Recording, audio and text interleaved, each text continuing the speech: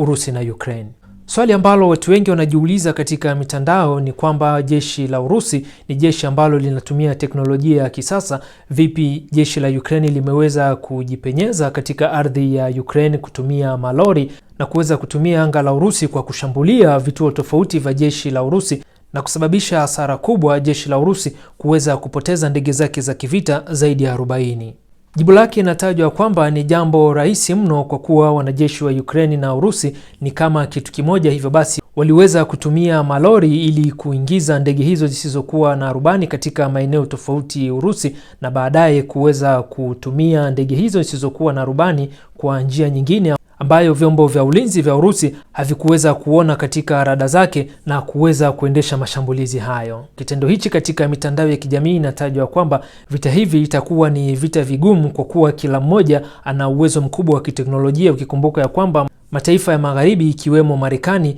ni mataifa ambayo yanatoa msaada mkubwa wa silaha kwa Ukraine ili kuweza kupambana vilivyo na Urusi, huku Urusi nayo ikitajwa kwamba ni taifa kubwa ambalo linatumia teknolojia ya kisasa. Hivyo basi kutokana na tofauti hii ya teknolojia katika sekta ya ulinzi kati ya Urusi na Ukraine, aidha Urusi na mataifa ambayo yanayosaidia Ukraine moja kwa moja, itakuwa ni vigumu kukomesha vita hivi, na inatajwa kuwa mashambulizi haya dhidi ya Urusi yanatia hofu kubwa katika siku zijazo, kwa kuwa Urusi huenda ikaweza kutumia silaha nyingine ambayo hadi sasa ilikuwa bado haijaweza kutumia katika vita vyake hivi ambavyo vinaendelea na Ukraine. Urusi imeahidi kulipiza kisasi